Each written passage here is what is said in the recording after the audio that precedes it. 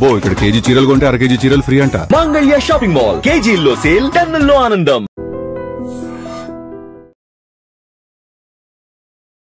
నమస్తే, welcome to iDream social spotlight with Kavitha.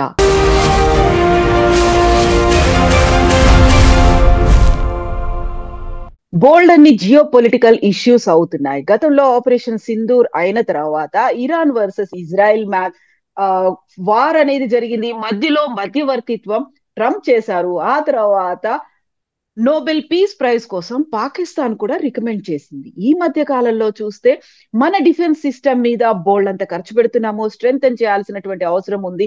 Next 50 years target గా మన defence system ని strengthen చేసుకుందాము అనేటువంటి అభిప్రాయాలు వినిపిస్తున్నాయి. ఎట్ ద సేమ్ టైం అమెరికాలో కూడా సబ్సిడీలను తగ్గించాలి అనుకుంటూ బిగ్ బ్యూటిఫుల్ బిల్ మీద చర్చలు కూడా జరుగుతున్నాయి. వీటన్నిటి గురించి మాట్లాడుకుందాం. మనతో పాటుగా ఉన్నారు డాక్టర్ జయప్రకాష్ నారాయణ గారు. సార్ నమస్తే సార్, ఎలా ఉన్నారు? నమస్తే కవిత, ఫైన్, థ్యాంక్ యూ. సార్, మీరు అమెరికాలో ఉన్నారు. అమెరికాలో కూడా బోల్డ్ అని ఇష్యూస్ జరుగుతున్నాయి. చాలా ఇంట్రెస్టింగ్ టాపిక్స్, డిస్కషన్స్ ఇవన్నీ అవుతున్నాయి. First topic big beautiful bill అనేది ఒక పేరు మాత్రం చాలా చాలా బాగుంది సార్. సబ్సిడీలను కట్ డౌన్ చేయాలని ఈ బిల్ పెట్టగానే ఒకవైపు డొనాల్డ్ ట్రంప్, ఇంకోవైపు Elon Musk war of words అనేవి జరుగుతూ ఉన్నాయి. సో బిల్ కి సంబంధించి డిస్కషన్స్ అవుతున్నాయి. ఏంటి sir, what exactly is big beautiful bill sir? ఇది ఒక రకంగా కలగాపులగం బిల్లు. దానిలో ఒక స్పష్టమైన సిద్ధాంతం కానీ దీర్ఘకాలిక దృక్పథం కానీ లేవు. తాత్కాలికంగా రిపబ్లికన్ పార్టీలో అధికారంలో ఉన్న పార్టీ, అటు రాష్ట్రపతి వైట్ హౌస్లో కానీ, లేకపోతే ఇటు అమెరికన్ కాంగ్రెస్, అమెరికన్ పార్లమెంట్లో కానీ అధికారంలో ఉన్నది రిపబ్లికన్ పార్టీ.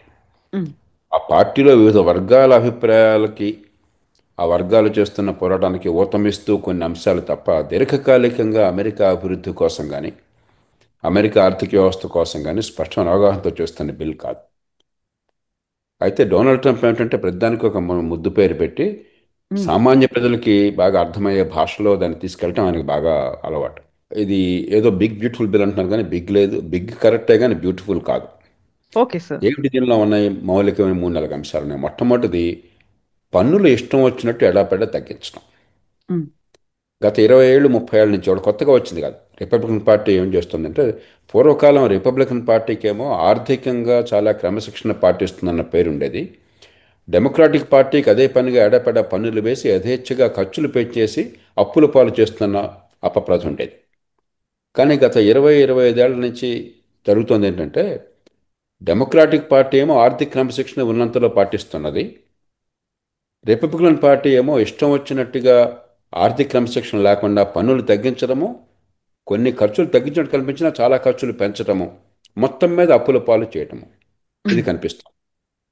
అది ముఖ్యంగా 1992 నుంచి, అంటే బిల్ క్లింటన్ రాష్ట్రపతి ఎన్నికైన దగ్గర నుంచి డెమోక్రాటిక్ పార్టీలో ఆర్థిక క్రమశిక్షణ, రిపబ్లికన్ పార్టీలో ఆర్థికంగా దుందుడుకు స్వభావం కనిపిస్తుంది. ఇప్పుడు కూడా అదే కనిపిస్తున్నది.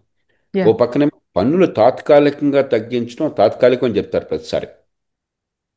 మరి గతంలో జార్జ్ బుష్ జూనియర్ ఆ మాట చెప్పారు, తాత్కాలికంగా పన్నులు తగ్గిస్తున్నామని. అది శాశ్వతం చేశారు. అలాగే డొనాల్డ్ ట్రంప్ తాత్కాలికంగా అన్నారు, దాన్ని శాశ్వతం చేస్తున్నారు. కొన్ని పన్నులు తగ్గింపులు అంటే ఆదాయాలు శాశ్వతంగా తగ్గే ఏర్పాటు చేస్తున్నారు. దాంతోపాటు కొత్త పన్ను మినహాయింపులు ఇచ్చారు. అమెరికాలో కొన్ని రకాలైనటువంటి ఆదాయాలు చాలా కీలకమైనటువంటి, ఉదాహరణకి టిప్పులు వచ్చేవి. మీకు హోటల్లో కానీ మరో చోట కానీ పనిచేస్తే టిప్పులు అందేవి. అలాగే మరికొన్ని ఆదాయాలు చాలా కీలకమైనవి. వీటి మీద పన్నులు పూర్తిగా తొలగిస్తామని చెప్పని హామీ ఇచ్చారు. అది నెరవేర్చుకోవడం కోసం అని చెప్పి ఆ రకరకాలుగా పన్నులు తగ్గించడం ఒక భాగం. రెండో భాగం ఏమిటి? డిఫెన్స్ ఎక్స్పెండిచర్ పెంచడం. దేశ రక్షణ పేరుతో పెట్టే ఖర్చును మరింతగా పెంచడం, గణనీయంగా పెంచుతున్నారు. మూడో పక్కన ఏం చేస్తున్నారు? తగ్గిస్తున్నాం ఖర్చు అని చెప్పనేది కొంత ఖర్చు తగ్గింపుకు చూపుతున్నారు. ఎలా చూపెడుతున్నారు? నిజంగా దేశ ప్రజల ప్రయోజనాలను తాకట్టు పెట్టే రీతిలో కొంత ఖర్చు తగ్గిస్తున్నారు. కొంత నిరుత్పాదక ఖర్చు అయి ఉండొచ్చు, కానీ చాలా ఖర్చు అవసరమైన ఖర్చు. ఉదాహరణకి ఆరోగ్యం. అమెరికా ప్రపంచంలోనే అతి ఎక్కువగా ఆరోగ్యం మీద ఖర్చు పెడుతోంది. అమెరికా ప్రభుత్వం దాదాపు 9% జీడిపి ఖర్చు పెడుతుంటే ఆరోగ్యం మీద, ప్రజలు ఇన్సూరెన్స్ ప్రీమియంల పేరుతో కానీ లేకపోతే జేబులోంచి పెట్టే ఖర్చు పేరుతో కానీ 9%, అంటే 18% వాళ్ళ తలసరి ఆదాయాన్ని వాళ్ళు ఆరోగ్యం కోసం ఖర్చు పెడుతున్నారు. ప్రపంచంలో అతి ఎక్కువ అది. తలసరి ఆదాయంలో వాటాగా కానీ లేకపోతే మొత్తం డబ్బు కానీ చూసినట్టయితే అమెరికా పెడుతున్న ఖర్చు ప్రపంచంలో మరే దేశం ఆరోగ్యమే పెట్టట్లా. అయినా కూడా అమెరికాలో కోట్లాది మందికి ఆరోగ్యం అందని ద్రాక్ష అయిపోయింది. హ్మ్. అది అందకుండా పోతున్నది. అనారోగ్యం వస్తే డాక్టర్లు సైతం భయపడిపోతున్నారు. మధ్యతరగతి వర్గాలు డాక్టర్లు కూడా అనారోగ్యం వస్తే అయ్యో నాకేమవుతుంది, ఏ డాక్టర్ దగ్గరికి పోవాలి, అవుట్ ఆఫ్ పాకెట్ ఎంత ఖర్చు పెట్టాలి, జేబులోంచి ఎంత ఖర్చు పెట్టాలి, ఇన్సూరెన్స్ ప్రీమియం ఉన్నా కూడా. ఈ హ్మ్. ఇన్సూరెన్స్ లేకపోయిన వాళ్ళకి బేదలకి వాళ్ళ జీవితం, వాళ్ళ కష్టాలు వర్ణనాతీతం. అలాంటి పరిస్థితుల్లో ఆరోగ్యం మీద ఖర్చు తగ్గించే ప్రయత్నం చేస్తున్నారు. మెడికేడ్ అని చెప్పని బేదలకి ప్రత్యేకంగా ఇన్సూరెన్స్ లేకపోయినా కూడా ఆరోగ్యాన్ని అందించేటువంటి ఏర్పాటు ఉన్నది. మెడికేడ్ అంటారు. మెడికేర్ అంటేనేమో వృద్ధాప్యంలో ఒక వయసు దాటిన తర్వాత అప్పటిదాకా మనమే పన్నుల రూపంలో కట్టిన డబ్బు మనకు వృద్ధాప్యంలో ఆరోగ్యానికి ఇస్తారు. హ్మ్. మెడికేడ్ అంటేనేమో పేదలకి ప్రభుత్వం నుంచి ఉచితంగా సబ్సిడీ రూపంలో ఆరోగ్యం ఉంటుంది. ఎప్పుడైతే మెడికేడ్ తగ్గించే ప్రయత్నం చేస్తున్నారో మరింత మందికి ఆరోగ్యం అందకుండా పోతుంది. కాబట్టి ఇవన్నీ కలగాపులగంగా చేసి ఈ బిల్లు తయారు చేస్తున్నారు. బిల్లు ప్రస్తుతానికి రాజకీయ ఒత్తిడి ట్రంప్ ప్రభావం ఇవాళ అమెరికన్ రిపబ్లికన్ పార్టీలో పూర్తిగా ఆ పార్టీ ఆయన సొంతం అయిపోయింది. అమెరికన్ సమాజంలో కూడా ఆయన భావాల పట్ల ఇవాళ ఆకర్షణ ప్రస్తుతానికి ఉన్నది. కాబట్టి బిల్లు బహుశా ఆమోదాన్ని పొందవచ్చు, కానీ ఆ హ్మ్. బిల్లు వల్ల అమెరికాలో అద్భుతాలేం జరగవు. చాలా నష్టం జరుగుతుంది. కొంతకాలం పోయాక మళ్ళీ ఈ పొరపాటు సర్దిద్దుకునే చర్య ప్రారంభమవుతుంది. సార్, ఇప్పుడు ట్రంప్ వర్సెస్ ఎలాన్ మస్క్ ఎందుకు సార్? గతంలో ఫ్రెండ్స్ అయ్యారు. ట్విట్టర్ ఆయన ఖాతాల్ని తొలగించిన తర్వాత దాన్ని ఎలాన్ మస్క్ కొనుక్కున్నారు, దాన్ని ఎక్స్ చేశారు. ఎక్స్ తరఫున బోల్డ్ అంత క్యాంపెయినింగ్ డొనాల్డ్ ట్రంప్ కోసం చేశారు. అలాంటి గుడ్ ఓల్డ్ ఫ్రెండ్స్ ఎందుకని ఈ మధ్యలో ఇంత గ్యాప్ వచ్చింది? ఒకరి మీద ఒకరు మళ్ళీ నేను సరికొత్తగా నేను ఒక కొత్త పార్టీ పెడతాను అని ఎలాన్ మస్క్ ఎందుకని అనౌన్స్ చేస్తున్నారు సార్? ఎలాన్ మస్క్కి ట్రంప్కి కొన్ని విషయాల్లో భావ సారూప్యం ఉన్నది. ఉదాహరణకి అక్రమంగా వలసలను అరికట్టాలి. ఉమ్. నిజానికి అమెరికాలో దేశంలో చాలామంది అన్ని పార్టీలు కూడా అంగీకరిస్తున్నారు. అధికారికంగా ఎలా ప్రకటించినా కూడా అది అందరూ అక్రమంగా వచ్చే వలసలను ఎలా మనం ఒప్పుకుంటాం. సక్రమంగా పద్ధతి అవును. ప్రకారం వస్తే సరే కానీ ఆ విషయంలో చాలా గట్టి అభిప్రాయం ఉంది. రెండోది, అమెరికాలో ఇటీవల కాలంలో ఒక భావం ఏం ప్రబలిపోయిందంటే ఉదారవాదం అన్న పేరుతో, లిబరల్స్ అన్న పేరుతో ఉమ్. ఓక్ సిద్ధాంతం అంటే చాలా అతి ఉదారవాదం, అతివాదం. ఉదాహరణకు ఒక మనిషి ఆ, పుట్టుకతో మగ ఆడ అంది నిర్ణయం అవుతుందని మనందరం నమ్ముతున్నాం. అవును. ఎందుకంటే జన్యువుల దురీత్యా మగ ఆడ నిర్ణయం అవుతుంది. అలా కాదు, నేను ఎలా పుట్టినా కూడా, నేను మగవాడిగా పుట్టినా కూడా ఆడ అనుకుంటే నా ఆడ నాది నా నన్ను ఆడ చేంజ్ మనిషిగా చేసుకోవచ్చు. యా. గుర్తి చేంజ్ చేసుకోవడం వేరు, అలా ఉమ్. గుర్తించాలి మీరు. రెండోది, నాకు హక్కులన్నీ కూడా ఆడ మనిషిగా ఉంటాయి. ఉమ్. ఉదాహరణకి ఆటల్లో కూడా నేను జన్యురీత్యా మగవాడిగా పుట్టినా కూడా దేహదారుఢ్యం మగవాళ్ళకి సహజంగా ఎక్కువ ఉంటుంది కదా, అది ప్రకృతి నిర్దేశించింది. అది అవును. మనం అందుకనే మీరు చూడండి, రన్నింగ్లో కావచ్చు, లేకపోతే బరువులు ఎత్తడం కావచ్చు, మరో రంగంలో కావచ్చు, ఇప్పుడు కూడా మగవాళ్ళు కొంచెం ఎక్కువ ఉంటారు. శారీరక దారుఢ్యంలో మగవాళ్ళ ఆధిక్యత ఎక్కువ ఉంటుంది. ఇప్పుడు ఏ రంగంలో అయినా సరే అది మనం చూస్తున్నాం. ఉమ్. అది ఉన్నప్పుడు దాన్ని ఉపయోగించుకుని కానీ ఆడపిల్లగా నేను పోటీ పడతాను, నాకు ఆ హక్కు ఉన్నది, నేను ఆడపిల్ల అనుకుంటున్నాను కాబట్టి, ఇలాగా ఉమ్. వెర్రితెరలు వేసింది. దాని పట్ల తీవ్ర వ్యతిరేకత అమెరికన్ సమాజంలో వచ్చింది. ఉమ్. ఈ ఎలాన్ మస్క్ కూడా చాలా తీవ్రంగా వ్యతిరేకం. ఎందుకంటే ఆయన కుమారుడే మరి మగపిల్లాడిగా పుట్టి ఆడపిల్లగా అనుకున్నట్టు, నాకు వివరం గుర్తులేదు, అవును సార్, అవును సార్. ట్రాన్స్జెండర్. ట్రాన్స్జెండర్ అతను అయ్యారు. చాలా తీవ్రంగా వ్యక్తిగతంగా మానసిక ఆందోళనకు గురైనాడు. ఆ రంగంలో కూడా ఆయనకి ట్రంప్కి పూర్తిగా ఏకాభిప్రాయం ఉన్నది. అలాగే ప్రభుత్వంలో చాలా వృధా ఉన్నది. ప్రభుత్వం ఉమ్. ఖర్చు అనవసరంగా అనుత్పాదక ఖర్చు పెరుగుతుంది, దాన్ని తగ్గించాలన్న విషయంలో పూర్తిగా ఇద్దరికి ఏకాభిప్రాయం ఉన్నది. ఇలా కొన్ని విషయాలు ఏకాభిప్రాయం వల్ల కలిశారు. ఉమ్. డెమోక్రాటిక్ పార్టీ పట్ల అతని వ్యతిరేకత వల్ల, వ్యక్తిగతమైనటువంటి తన కుమారుడి జీవితంలో జరిగిన సందర్భం వల్ల, వివిధ కారణాల వల్ల కలిశారు. కానీ మౌలికంగా ఇతర అంశాల్లో ఇద్దరికీ అసలు అభిప్రాయాలకి అది దక్షిణ ధ్రువం, ఉత్తర ధ్రువం. ఉమ్. ఉదాహరణకి ఇలాన్ మాస్క్ ప్రపంచంలోనే విద్యుత్ కార్లకి కీలకమైనటువంటి ఆ, ప్రయోగాలు చేసి దాన్ని పెంచడం కోసం దోహదం చేసిన వాళ్ళు నెంబర్ వన్ ప్రపంచంలో ఇలాన్ మస్క్. ఉమ్. అసలు ఇవన్నీ వద్దు, పాతకాలం పెట్రోల్ కార్లే కావాలని గట్టిగా అప్పటికిప్పటికి గట్టిగా వాదించేవాడు మన డొనాల్డ్ ట్రంప్. ట్రంప్. ఉమ్. ఈ గ్లోబల్ వార్మింగ్ ఏం లేదు, అసలు విద్యుత్ కార్లు అక్కర్లేదు, ఇదంతా వేస్ట్, మనకు ఆయిలే ఉమ్, కావాలా, గ్యాసే కావాలా అని చెప్పి నమ్మేవాడు. మౌలికంగా అసలు ఇద్దరికి పడదు ఆ విషయంలో. రెండోది, అక్రమ వలసలను అరికట్టాలి కానీ సమర్థులైన వాళ్ళు, మేధస్సు ఉన్న వాళ్ళకి ఇప్పుడు అమెరికా ఆలవాలంగా ఉన్నది. అమెరికాకి ప్రపంచమంతా అమెరికా ప్రపంచంలో ఉన్న మేధస్సును ఆకర్షిస్తోంది. దాన్ని కొనసాగించాలి, ఆకర్షించకపోతే అమెరికా నష్టపోతుందని వాదించేవాడు ఎలాన్ మస్క్. ఆయన సౌత్ ఆఫ్రికాలో పుట్టి ఆ రకంగా అమెరికా వెళ్ళినవాడు. ఉమ్, అమెరికా ఆకర్షణీయమైనటువంటి దేశం కాబట్టి, తనకి మేధస్సు ఉంది కాబట్టి, మరి ప్రపంచంలో గొప్ప పారిశ్రామికతగా పెరగాలి, గొప్ప ఇన్నోవేషన్ తీసుకురావాలని చెప్పంటే అమెరికా కొన్ని అవకాశాలు అక్కడ లేవు కాబట్టి అక్కడికి వెళ్ళి ప్రపంచంలోనే గొప్ప కంపెనీ నిర్మాణం చేసినవాడు, ప్రపంచంలో ఉమ్, అత్యంత కుబేరుడైన వాడు. కాబట్టి ఆయన ఏమిటి, వాళ్ళు భారతీయులైనా ఇంకో దేశం నుంచి అయినా కూడా మేధస్సు ఉన్నవాళ్ళు, శక్తి గలవాళ్ళు, కొత్త ఆలోచనలు, కొత్త పుంతలు తొక్కల వాళ్ళు అమెరికాకి రావడాన్ని మనం మనం అనుమతించాలని గట్టిగా పోరాడే మనిషి. మూడోది, ప్రభుత్వం ఖర్చుని అరికట్టి అప్పుల పాలు కాకుండా చేయాలని గట్టిగా నమ్మే మనిషి. ఇంతకుముందు ఉమ్, అనుకున్నాం, ఈ సోకాల్డ్ బిగ్ బ్యూటిఫుల్ బిల్ అంతా కూడా ప్రభుత్వం ఖర్చుని పెంచి అప్పుల పాలు ఉమ్, చేసేటువంటిది, అప్పుల భారం పెంచేటువంటిది. ఈ విషయంలో చాలా గట్టిగా పట్టుబట్టాడు. మనం పోరాడుతుందాం, అప్పుల భారం పెరగకూడదు, భవిష్యత్ మీద భారం పెరగకూడదు, ఆర్థిక క్రమశిక్షణ కావాలని. ఈ బిల్ ఏమిటి, చెత్త బిల్ అని చెప్పాను. ఇలా యా మౌలికమైన విషయాలు కొన్నిట్లో ఏకాభిప్రాయం ఉన్నా, కొన్నిట్లో తీవ్రమైన అభిప్రాయ భేదాలు ఉన్నాయి. మరి ఇద్దరు గట్టి మనస్తత్వం ఉన్నవాళ్ళు. ఎలాన్ మస్క్ మంచి ఉమ్, చెడు పట్టుదల, పోరాట పటిమ, మరి గట్టిగా నమ్మిన లక్ష్యాల పట్ల నిబద్ధత లేకపోతే అతను అంత గొప్పవాడిగా అయిండేవాడు కాదు. డొనాల్డ్ ట్రంప్ ఎన్ని అవలక్షణాలన్నా కూడా మంచి చెడు తాపట్నే కుద్దేటికి మూడే కాళ్ళు. ఉమ్, తర్వాత ఇద్దరికి కూడా వ్యక్తిగతమైనటువంటి ఈగో, ఈ కారణాలుగా కొంత బెడిసి కొట్టింది.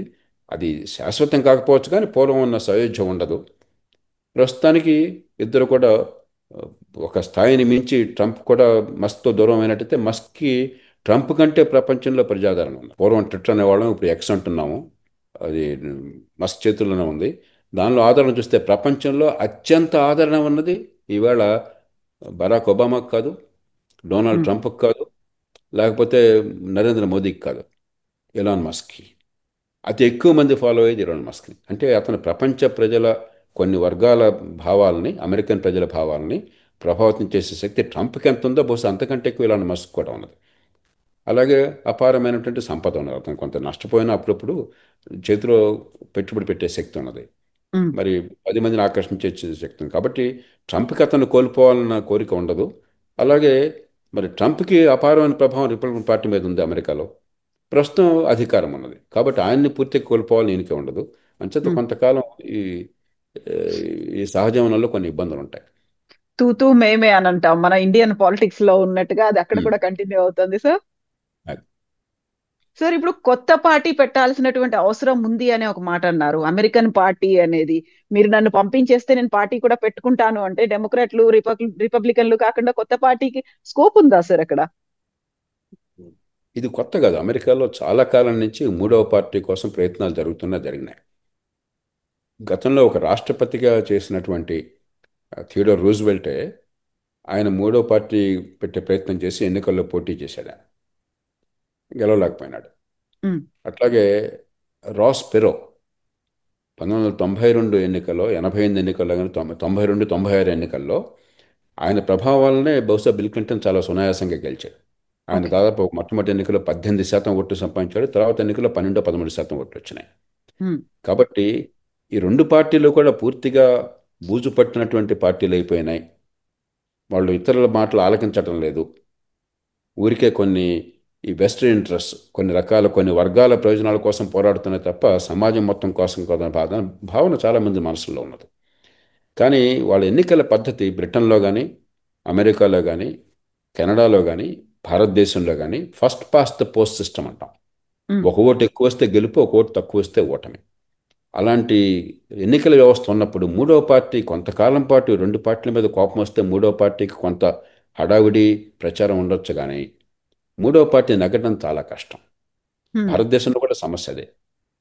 ఇప్పుడు ఉన్న పార్టీలు ఎంత దారుణంగా ఉన్నా కూడా రెండు ప్రధాన పార్టీల మధ్య పోరాటం తప్ప మూడవ పార్టీకి కొంతకాలం గొంతు ఉంటుంది, కొంత మాట వింటారు, కానీ నిజంగా ఓటు రాదు, చాలా కష్టం. ఒక పార్టీ ఉమ్, కనుక పూర్తిగా అంతర్ధానం అయిపోతే, కొన్ని సందర్భాల్లో ఒక పార్టీ పట్ల ప్రజల విముఖత ఎంత తీవ్రంగా పెరగవచ్చు అంటే ఆ పార్టీ ప్రజల మనసు నుంచి అంతర్ధానం కావచ్చు. అప్పుడు మూడో పార్టీకి స్థానం ఉండొచ్చు. అది అడపాదడప మన దేశంలో రాష్ట్రాల్లో చూస్తున్నాం. పంజాబ్లో ఆమ్ ఆద్మీ పార్టీ రావడం కానీ, ఢిల్లీలో రావడం కానీ, ప్రధానంగా ఏంటంటే కాంగ్రెస్ పార్టీ ఆ, మీకు ఢిల్లీలోనూ, అకాలీదళ్ ప్రజల మనసుల్లోంచి పంజాబ్లోనూ అంతర్ధానం అయిపోయింది. అప్పుడు ఆమ్ ఆద్మీ పార్టీ రెండు పార్టీలు ఒకటిగా వచ్చింది. అలా అరుదైన సందర్భాల్లో ఒకప్పుడు అస్సాంలో అస్సాం గణ పరిషత్ ఉన్న పార్టీలు ప్రజల మనసులో అంతర్ధానం కావడం చేత అస్సాం గణ పరిషత్ వచ్చింది. అట్లాగా అరుదుగా రావచ్చు తప్ప దేశం మొత్తంలో రావడం చాలా కష్టం. మన ఎన్నికల వ్యవస్థలో మూడవ పార్టీకి పెద్దగా స్థానం ఉండదు. కాకపోతే మూడవ పార్టీ బలమైన ఎజెండా తీసుకొచ్చినట్టయితే దాన్ని ఈ ప్రధాన పార్టీలు ఆ, దాన్ని సొంతం చేసుకుంటాయి. ఉదాహరణకి రాస్ పెరో 1992 ఎన్నికల్లో ఈ బడ్జెట్ని బ్యాలెన్స్ చేయటము, అప్పుల భారాన్ని పెంచకుండా కాపాడటము, ఆర్థిక క్రమశిక్షణ పాటించడం ప్రధాన అంశంగా తీసుకొచ్చాడు. దాన్నే బిల్ క్లింటన్ పూర్తిగా సొంతం చేసుకుని ఆయన నిజంగా అమెరికన్ చరిత్రలో గత 30 ఏళ్లలో బడ్జెట్ని బ్యాలెన్స్ చేసిన వాళ్ళు ఎవరైనా ఉన్నారు, అప్పుల భారం తగ్గించే ప్రయత్నం చేసిన వాళ్ళు అంటే బిల్ క్లింటన్. కాబట్టి ప్రజల్లో ఆదరణ ఉన్నది, 10-15% ఓట్లు పడుతున్నాయని కానీ ఆయన దాన్ని సొంతం చేసుకుని దానికోసం ఆ ఓట్లు ఆయన సొంతం చేసుకోగలిగాడు. ఆ రకంగా ప్రజాస్వామ్యం మార్పు వస్తుంది తప్ప కొత్త పార్టీ వచ్చి విజయం సాధించడం దాదాపు అసాధ్యం. సార్, ఇప్పుడు ఆపరేషన్ సింధూర్ ఆ టైంలో యుద్ధాన్ని నేను ఆపాను అనేటువంటి ఒక మాట డొనాల్డ్ ట్రంప్ చెప్పారు. ఆ తర్వాత మనం దాన్ని ఖండించాము, మనం సంప్రదించలేదు అనేది వచ్చింది. బట్ అమెరికాకు పిలిపించి వైట్ హౌస్ లో విందు భోజనానికి మనం రిజెక్ట్ చేసాం, మనం వెళ్ళలేదు. బట్ అక్కడి నుంచి మాత్రం ఒక ప్రతిపాదన కూడా వచ్చింది. డిన్నర్ చేసిన తర్వాత ఆపరేషన్ సింధూర్ వీటన్నిటితో మాట్లాడుతూ పీస్ ప్రైజ్ కి, నోబెల్ పీస్ బహుమతికి తన పేరు రికమెండ్ చేస్తున్నట్టుగా మునీర్ కూడా అనౌన్స్ చేశారు సార్.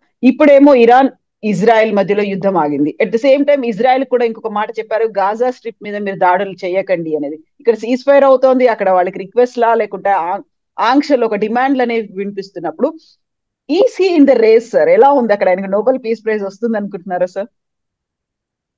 ముందు ఈ రెండు అంశాలని వేరువేరుగా చూడాలి. భారత్ పాకిస్తాన్ మన మధ్య జరిగినటువంటి సంఘర్షణ, ఇజ్రాయెల్ ఇరాన్ నేపథ్యంలో సంఘర్షణ, రెండు వేరువేరుగా చూడాలి. దానికి వెళ్ళాక నోబెల్ గురించి మాట్లాడుకుందాం. భారత్ పాకిస్తాన్ విషయంలో ఉగ్రవాదాన్ని పాకిస్తాన్ ప్రేరేపిస్తుందన్న విషయం అందరికీ తెలుసు. అమెరికాయే దానివల్ల చాలా నష్టపోయింది. అమెరికాలో అతి తీవ్రమైనటువంటి ఉగ్రవాద చర్యకి, చరిత్రలోనే ఉగ్రవాద చర్యలు అతి తీవ్రమైన చర్యకి 9/11 నాడు అక్కడ వరల్డ్ ట్రేడ్ సెంటర్ రెండు టవర్స్ని కూడా కూల్చేసి 3,000 మందికి పైగా ప్రాణాలు కోల్పోవడం, ప్రపంచాన్ని కుదిపేసిన సంఘటనకు కారణమైనటువంటి మరి ఒసామా బిన్ లాడెన్ పాకిస్తాన్లో అంటే మాకు తెలియదని వాళ్ళు బుకాయించారు. ఇప్పుడు కూడా మాకు తెలియకుండా ఆయన నివాసం ఏర్పరచుకున్నాడు. ఇది పాకిస్తాన్ రాజధాని పక్కనే, ఆయన సైనిక స్థావరాల పక్కనే. అలాంటి పాకిస్తాన్ మీద మనం తీసుకున్న చర్య చాలా పరిమితమైనటువంటి, ఆచితూచి వ్యవహరించాం. సహజంగా ప్రతి దేశ పౌరులు వాళ్ళ దేశం పక్షపాతంతో మారుతారు. పక్షపాతంతో కాదు, మనం నిజంగా ఆబ్జెక్టివ్గా చూసినట్టయితే అక్కడ సైనిక దళాల మీద మనం దాడి చేయలేదు, అలాగే అక్కడ పౌరుల మీద దాడి చేయలేదు, అక్కడ దేశ ఆర్థిక వ్యవస్థ మీద దాడి చేయలేదు. కేవలం ఈ టెర్రరిస్టులకి స్థావరాలుగా ఉన్నవి, వాళ్ళ కవచాలుగా ఉన్నవి, వాళ్ళకి రక్షణ ఇస్తున్నవి, లేకపోతే వాళ్ళకి శిక్షణ ఇస్తున్నవి, అక్కడ మాత్రమే దాడులు చేశాం. కానీ మరి సహజంగానే ప్రతి దేశం కూడా తన స్వభావాన్ని కప్పుచ్చుకోవాలి. మాకు అది అన్యాయం జరిగిందని చెప్పి నేను గందరగోళం చేయాలి. ఆ నేపథ్యంలో వాళ్ళు మా దేశం మీద దాడి చేశారని వాళ్ళు ప్రతి దాడి చేశారు, విఫలమైనారు. దానికి భారత్ మళ్ళీ ధీటుగా స్పందించేసరికి అప్పుడు దారికి వచ్చారు. డొనాల్డ్ ట్రంప్ ఏమిటంటే సహజంగానే రెండు పెద్ద దేశాలు, భారతదేశం అంత పెద్దది కాకపోయినా కూడా పాకిస్తాన్ జనాభా ఈవేళ 24 కోట్లు ఎంతో ఉన్నది. ప్రపంచంలో పాకిస్తాన్ ఈవేళ 5వ పెద్ద దేశం. భారతదేశం, చైనా, అమెరికా, ఇండోనేషియా తర్వాత పాకిస్తాన్ 5వ పెద్ద దేశం. మనం మర్చిపోతున్నాం ఆ సంగతిని. రెండు దేశాలకు అణ్వాయుధాలు ఉన్నాయి. కాబట్టి ప్రపంచం ఎక్కడ కూడా ఒక సంఘర్షణ ఒక స్థాయి దాటి భారత్ పాకిస్తాన్ సంఘర్షణ ప్రపంచం కోరుకోదు, మనం కూడా కోరుకోం, రెండు దేశాలు కూడా కోరుకో. ఏమాత్రం విద్యుత్తున్న మూర్ఖులైన వాళ్ళు, దుందుడుకు స్వభావం ఉన్నవాళ్ళు, ముందు చూపు లేని వాళ్ళు తప్ప సర్వనాశనమయ్యే యుద్ధాన్ని ఎవరో కోరుకోరు. కాబట్టి అమెరికా కానీ ఇతర దేశాలు కానీ ఇక్కడితో ఆగిపోతే బాగుండని కోరుకున్నమాట వాస్తవం. కానీ ఆగిపోయింది అమెరికా వల్ల కాదు, ఆగిపోయింది పాకిస్తాన్కే ఒక స్థాయి దాటితే పూర్తిగా నష్టపోతామన్న విషయం అర్థమైన తర్వాత వారు మనకి సంప్రదింపులు దిగారు. ఖచ్చితంగా పాకిస్తాన్ మీద అమెరికా ఒత్తిడి ఉన్నది. మనమే కూడా అమెరికా నుంచి బహుశా ఇతర దేశాల నుంచి మనకు ఫోన్ కాల్స్లో ప్రధానమంత్రితో ఇతరులతో మాట్లాడినప్పుడు దయచేసి దీనికి ఆపే ప్రయత్నం చేయండి అని చెప్పి ఖచ్చితంగా అందరూ మాట్లాడి ఉంటారు. దానిలో అనుమానం ఉమ్, లేదు. ఉమ్, కానీ చివరికి ఎప్పుడైతే పాకిస్తాన్ ఇక ఇంతకంటే ముందుకెళ్తే మనం నష్టపోతామని గుర్తించి వాళ్ళు మరి సయోధ్యకు వచ్చి సంధికి వచ్చి వాళ్ళే మేము మీతో మాట్లాడతామని చెప్పంటే మనం ఒప్పుకున్నాం. మనకు కూడా అది కొనసాగించాలన్న కోరిక లేదు. ఎందుకంటే um, ball is in Pakistan's court. Yeah మీరు ఎక్కడ ఆపితే మేము అక్కడ సిద్ధంగా ఉన్నాం. అలా కాకుండా మీరు దురుగ్గా ముందుకెళ్ళినట్టే మేము ముందుకెళ్తాం సిద్ధంగా ఉన్నాం. మీకు అణ్వాయుధాలు ఉన్నాయన్న కారణంగా మీరు ఏం చేసినా కూడా మౌనంగా సహించే స్థితిలో భారతదేశం లేదన్న సంకేతాన్ని బలంగా మనం ఇచ్చాం. ఆ నేపథ్యాన్ని అర్థం చేసుకోకుండా డొనాల్డ్ ట్రంప్ ఏమిటంటే ఆయనకి కొన్ని సందర్భాల్లో ఎక్కడ పెళ్లి జరిగినా తను పెళ్లి కొడుకు కావాలి, ఎక్కడ శవయాత్ర జరిగినా కూడా శవంగా ఉండాలి తను, అంటే తనే కేంద్ర బిందువు కావాలన్న కోరిక నిరంతరం ఉన్న మనిషి. కాబట్టి నా వల్లే అని ప్రకటించుకున్నాడు. అమెరికా ప్రమేయం లేదనుకోవడం పొరపాటు అవుతుంది. రెండు దేశాల మీద అమెరికా ఒత్తిడి ఎంతో కొంత ఉంది. బ్రిటన్ ఉమ్, ఒత్తిడి ఉంది, ఫ్రాన్స్ ఒత్తిడి ఉంది, చైనా కూడా బహిరంగంగా చెప్పింది, రహస్యంగా కూడా చెప్పలా. ఉమ్, ఈ దాడుల పట్ల విచారిస్తున్నాము, వాళ్ళన్న మాటలు చూడండి, ఆచితూ వ్యవహరించారు. భారతదేశం పాకిస్తాన్ మధ్య దాడిని విచారిస్తున్నాము, టెర్రరిజాన్ని వ్యతిరేకిస్తున్నాము, టెర్రరిజం అంతం కావాలి. భారత్ పాకిస్తాన్ పొరుగు దేశాలు, మనమందరం పొరుగు దేశాలు అయినప్పుడు ఏదో రకంగా సయోధ్య కావాలి. ఈ మూడు సరైన మాటలే. ఉమ్, కాబట్టి ప్రపంచం అంతా కూడా రెండు దేశాల మధ్య ఒక స్థాయికి మించి సంఘర్షణ ఉండకూడదని కోరుకున్నాం. అవును. దాని ప్రభావం మన మీద ఉంటుంది. సమాజం ఎలా భావిస్తుందనే విషయం ప్రభావం మన మీద ఉంటుంది. అంతకుమించి అమెరికా ప్రభావం లేదు. కాకపోతే ఆయన తొందరపడిపోయేసి తన వల్ల అని చెప్పిన మాట చెప్పుకున్నాడు. కానీ ఇరాన్ విషయంలో అది వేరు. ఉమ్, ఇరాన్ విషయంలో నా దృష్టిలో డొనాల్డ్ ట్రంప్ చాలా ఆచితూచి వ్యవహరించాడు. ఎప్పుడైతే ఇజ్రాయెల్ ఒక స్థాయికి దాడిలోకి దిగిందో, ఉమ్, ఆ దాడుల వల్ల వచ్చే ప్రతిస్పందన లేకుండా ఇజ్రాయెల్ చేయగలిగిందో, ఏం చేసింది ఇజ్రాయెల్? ఇరాన్లో వాళ్ళకి ఆ, విమానాలకు ఏ రకమైన యుద్ధ విమానాలకు ప్రపంచం నుంచి అమెరికా నుంచి కానీ లేకపోతే ఇజ్రాయెల్ నుంచి కానీ యుద్ధ విమానాలకు ఏ రకమైన ప్రమాదం లేకుండా ఎయిర్ డిఫెన్స్ని మొత్తాన్ని ధ్వంసం చేయగలిగింది ఉమ్, అప్పటికే. రెండు, ఇరాన్కి ఇరాన్ ప్రోత్సాహంతో ఉన్నటువంటి టెర్రరిస్ట్ దళాలను పూర్తిగా నిర్వీర్యం చేయగలిగింది. హెజ్బుల్లా కానీ, లెబనాన్లో ఉన్న హెజ్బుల్లా కానీ, లేకపోతే గాజాలో ఉన్న హమాస్ కానీ, లేకపోతే ఇరాక్లో ఇతర ప్రాంతాల్లో ఉన్నటువంటి ముస్లిం బ్రదర్హుడ్ కానీ, లేకపోతే యెమెన్లో ఉన్నటువంటి హౌతీస్ కానీ, ఈ నలుగురిని చాలా మేరకు నిర్వీర్యం చేయగలిగింది. ఎప్పుడైతే ఈ రెండు జరిగినాయో ఉమ్, అప్పుడు కనుక అమెరికా ఆ పని చేయకపోయినట్టయితే ఇంకా మళ్ళీ అవకాశం రాదు, చరిత్ర క్షమించదు. కాబట్టి ఉమ్, అమెరికా దిగాల్సి వచ్చింది. కానీ అంతటితో ఖచ్చితంగా ఆపేశాడు ఆయన. మేము ఐతుల్లా ఖమీనీ మీద దాడి చేయము, ఉమ్, అక్కడ ప్రభుత్వం మార్పు కోసం మేము ప్రయత్నం చేయము, మీరు కనుక ఇప్పటితో ఆపితే మేము గొడవ చేయము అని వాళ్ళేదో ఫేస్ సేవింగ్ కోసం చెప్పని కొన్ని క్షిపణులు పంపించారు. ముందుగా చెప్పి పంపించారు. వాళ్ళు వెంటనే వీటిని నిర్వీర్యం చేయగలిగారు. వెంటనే ఇరాన్ కూడా దారికి వచ్చింది, సీజ్ ఫైర్ వచ్చింది. ఉమ్, అట్లాగే అదే సమయంలో ఇజ్రాయెల్ మీద ఒత్తిడి తీసుకొచ్చి ఇరాన్తో ఇజ్రాయెల్ సీజ్ ఫైర్ తీసుకురాగలిగాడు. ఇప్పుడు గాజా మీద ఒత్తిడి తీసుకొస్తున్నాడు. కాబట్టి ఉమ్, ఇక్కడ మాత్రం ఆచితూచి వ్యవహరించాడు ఆయన.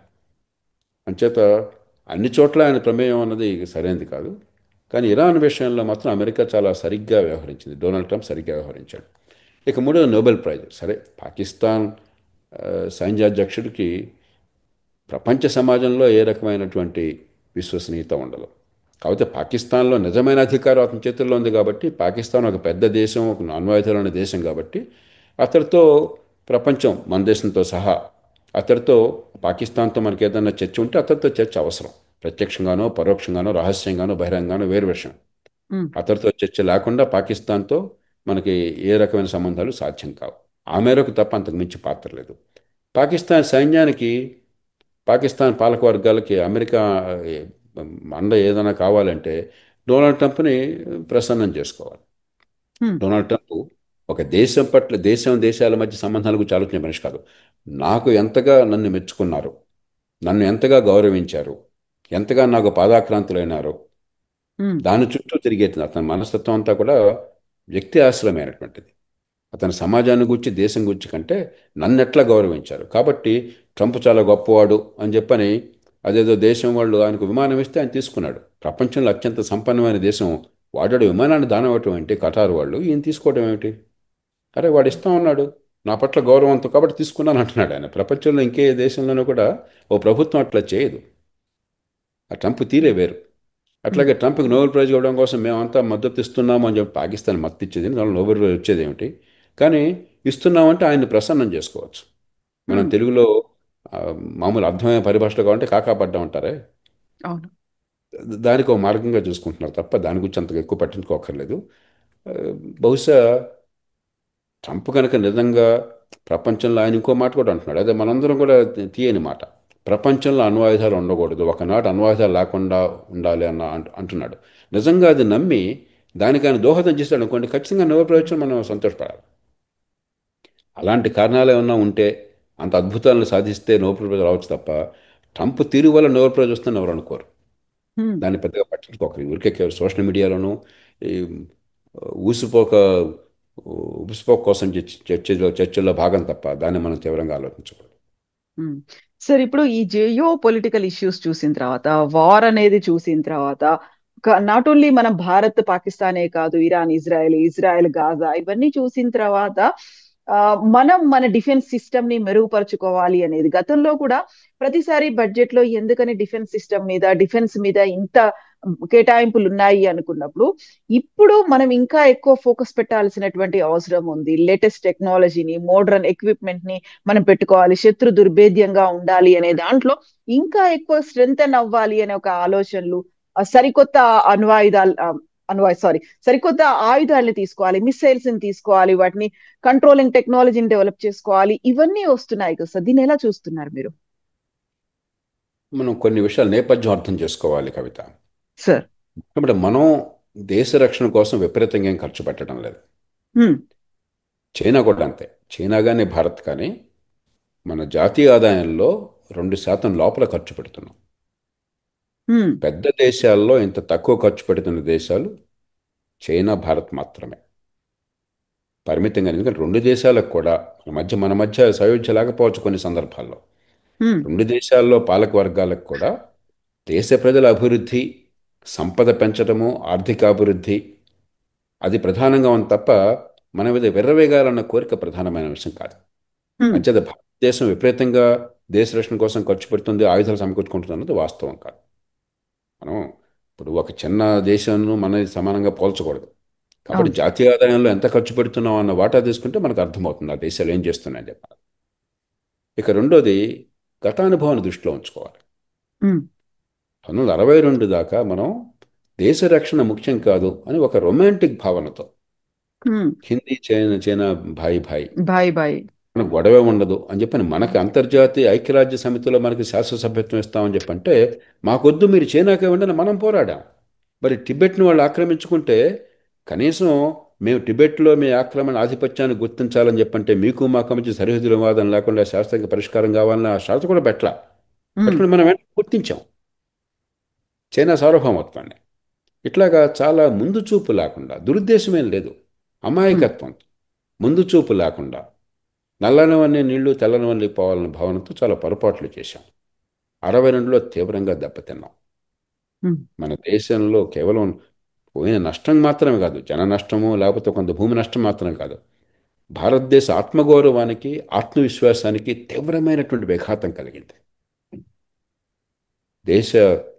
భారతీయ సమాజం మీద, ఈ దేశం ఆత్మ మీద చాలా తిరుగులేనటువంటి దెబ్బ తగిలింది. కాబట్టి దాని నుంచి పాఠం నేర్చుకున్నాం. మూడోది, మారుతున్న పరిస్థితులు రెండు రకాలుగా. ఒకటేమో అంతర్జాతీయంగా గతంలో ఉన్నటువంటి స్పష్టత పోయింది. ఏ దేశం ఎవరి పక్కన ఎప్పుడు ఎట్లా నిలబడుతుందో అర్థం కాదు, ఎవరు ఎప్పుడు ఎవరి మీద ఎలా దాడి చేస్తారో మనకు అర్థం కాదు. ఒకటి ఆ మార్పు వస్తున్నది. రెండోది ఏమవుతుంది, ఎసిమెట్రిక్ వార్ఫేర్. ఒక చిన్న దేశమైనా సరే, లేకపోతే ఒక చిన్న శక్తి అయినా సరే, కొంతమంది టెర్రరిస్ట్ అయినా సరే, వాళ్ళు పరిమితమైన శక్తితో మనకు అపరిమితమైన నష్టాన్ని కలిగించగలరు ఆధునిక యుగంలో. గతంలో అలా కాదు, ఎసిమెట్రిక్ వార్ఫేర్ జరుగుతుంది.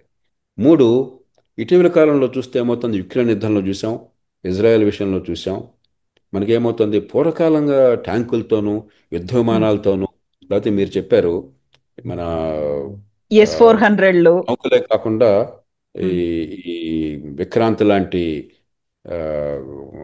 ఎయిర్ క్రాఫ్ట్ క్యారియర్లతోనూ వాటితో కాదు యుద్ధం జరిగేది. ఇప్పుడు అదంతా కూడా చాలా హై కాస్ట్ వార్ఫేర్. అప్పుడు ఇప్పుడు డ్రోన్స్తోనూ, electronic warfare, information warfare, digital warfare పెరిగిపోతుంది.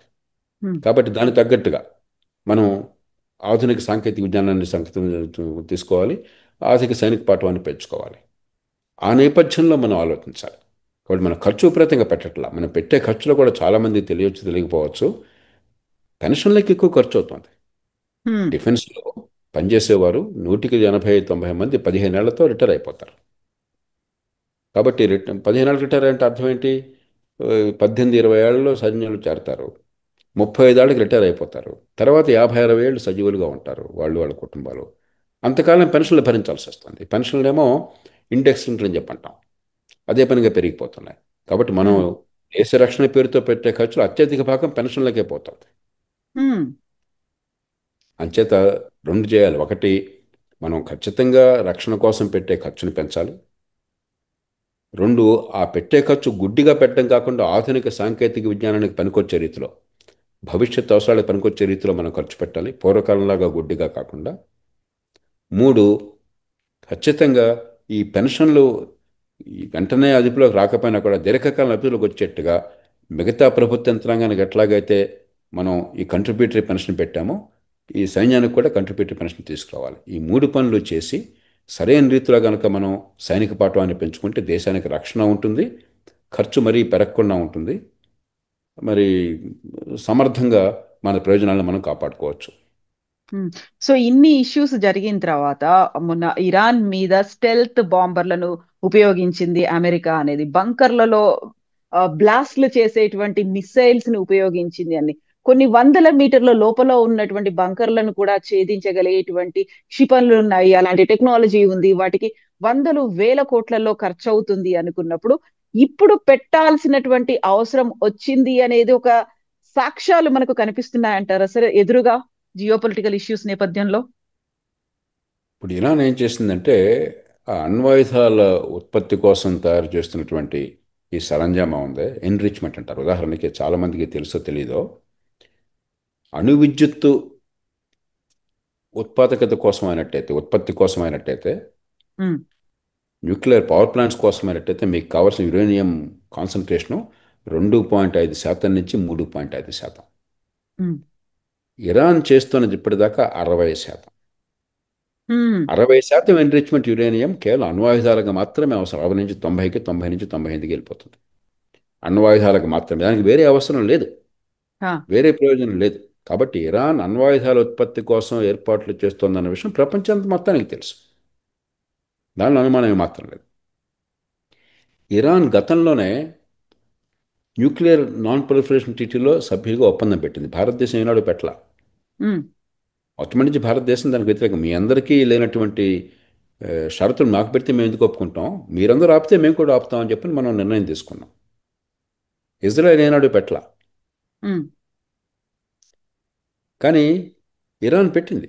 ఆ షరతుకు ఒప్పుకుంటానని సంతకం పెట్టింది, అంతర్జాతీయ ఒప్పందంలో భాగంగా ఉన్నది. ఉండి కూడా దాన్ని ఉల్లంఘిస్తున్నారు. మూడోది, బహిరంగంగా మళ్ళీ మళ్ళీ ప్రకటన చేస్తున్నారు వాళ్ళు, ఇజ్రాయెల్ అంతం చేయటమే మా లక్ష్యం. భారతదేశం కానీ చైనా కానీ, చైనా మనకి వాళ్ళకి సయోధ్యలేకపోవచ్చు, కానీ చైనా ఇంకో దేశాన్ని అంతం చేయడం లక్ష్యంగా ప్రకటించట్లా. మా దేశం పెరగాల, మా ఆర్థిక వ్యవస్థ పెరగాల, మా ప్రజల సంపద పెరగాల, మేము గొప్ప దేశంగా పెరగాల. మన భారతదేశం కూడా అదే మళ్ళీ మళ్ళీ చెప్పుకుంటున్నాం, ప్రయత్నం చేస్తున్నాం. మన చేతనాన్ని మేరకు చైనా అంత బాగా చేయలేకపోతున్నా కూడా మా ఆర్థిక ప్రగతి కావాలా, మా మౌలిక సదుపాయాలు పెరగాల, మా ఆదాయాలు పెరగాల, మా బెదరికం పోవాలి. మన సమస్య మన ప్రజల సమస్య. కానీ ఇరాన్ ప్రజల గురించి మాట్లాడట్లా. ఇజ్రాయెల్ అంతం చేయడమే మా లక్ష్యం, మాకు ఇంకో లక్ష్యం లేదు. ఈ నేపథ్యంలో ఇజ్రాయెల్ మీద దాడి అనివార్యం. ఎప్పుడు ఎలా అన్నది ఇందాక చెప్పాను నేను. సందర్భం కలిసి వచ్చింది కాబట్టి అక్కడ ఎయిర్ డిఫెన్సెస్ని చాలా మేర ధ్వంసం చేయగలిగినారు. ఇరాన్ నుంచి పోషిస్తున్న ఉగ్రవాదుల మోకలను అదుపు చేయగలిగినారు. కాబట్టి ఇది సరైన సందర్భం. మళ్ళీ రేపొద్దున అవకాశం రాకపోవచ్చు, కానీ ఇప్పటిదాకా సందర్భం సరిగ్గా లేదన్న కారణంగా దాడి జరగలేదు, కానీ జరగకూడదని జరగకుండా ఉండలా. సందర్భం కోసం అవుతున్నారు నేపథ్యం. ఆ నేపథ్యంలో ఏమైంది, ఇరాన్ ఏం చేసింది, ఈ ఎన్రిచ్మెంట్ ఫెసిలిటీస్ని తేలిగ్గా బాంబుల దాడి గురి కాకుండా ఉండేట్టుగా కొండ గుహల లోపల, భూగర్భం లోపల కొన్ని వందల మీటర్ల దూరంగా పెట్టారని చెప్తున్నారు. దాన్ని ఛేదించే శక్తి ఒక అమెరికాకి మాత్రమే ఉంది, ఇంక ప్రపంచంలో ఏ దేశానికి ఇవాళ లేదు. 50-100 మీటర్ల కాంక్రీట్ లోపల లేకపోతే భూగర్భంలోనూ ఉంటే దాన్ని ఛేదించే శక్తి అమెరికన్ స్టెల్త్ బాంబర్స్కి మాత్రమే ఉన్నది. అది కూడా నిజంగా ఛేదించగలిగారా పూర్తిగా? కొంత విధ్వంసం జరిగింది, కానీ పూర్తిగా విధ్వంసం చేశారో ఎవరికి తెలియదు. మేమంతా విధ్వంసం చేసాం, సర్వనాశనం చేసామని డొనాల్డ్ ట్రంప్ గారు చెప్పుకుంటున్నాడు.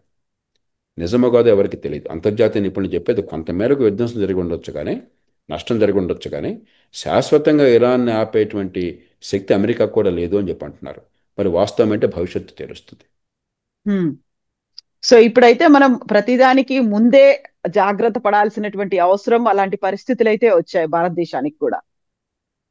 అందుకనే మనం ఖచ్చితంగా ఆధునిక టెక్నాలజీని మనం సంతరించుకోకపోతే, ఊరికే గుడ్డిగా పూర్వకాలంలాగా సైనిక దళాలంటే కొన్ని లక్షల మంది సైనికులు, కన్వెన్షనల్ మెథడ్లో కొన్ని వందల లేక కొన్ని వేల పాతకాలపు ఖరీదైన యుద్ధ విమానాలు, యుద్ధ నౌకలు, లేకపోతే మరి ఎయిర్ క్రాఫ్ట్ క్యారియర్లు, ఇవి అనుకుంటే లాభం లేదు. మనకు చాలా మొబిలిటీ, ఫ్లెక్సిబిలిటీ, ఆధునిక టెక్నాలజీ కలిసి ఉండేటువంటి ఆయుధాలు కావాలి. వాటిలో శిక్షణ కావాలి, టెక్నాలజీ కావాలి మనకి. Yes sir, thank you so much sir. మళ్ళీ మీరు మీకు కొంచెం టైం దొరికినప్పుడు we will have your interview once again sir. Thank you so much sir. Thank you. నిజంగా ప్రస్తుతం ఉన్నటువంటి సమాజం దేనికి ప్రయారిటీ ఇస్తుంది? ఆర్థిక సంబంధాల చుట్టూ మాత్రమే తిరుగుతుంది. మళ్ళీ ఎన్నికలంగానే చాలా విరక్తి కలుగుతుంది. మంచి అనిపిస్తుంది కదా, లేడీస్ కూడా ఛాలెంజింగ్ జాబ్స్ చేసినప్పుడు చాలా బాగుంటది. ట్రాఫిక్ అసిస్టెంట్స్ గా నియమించిన ట్రాన్స్జెండర్స్ అందరితో సాల్యూట్ చేయించుకుంటున్నారు. ఫుడ్ డెలివరీ ఇవ్వటానికి వెళ్ళినటువంటి డెలివరీ బాయ్ అనిల్ పై కళ్ళ ముందు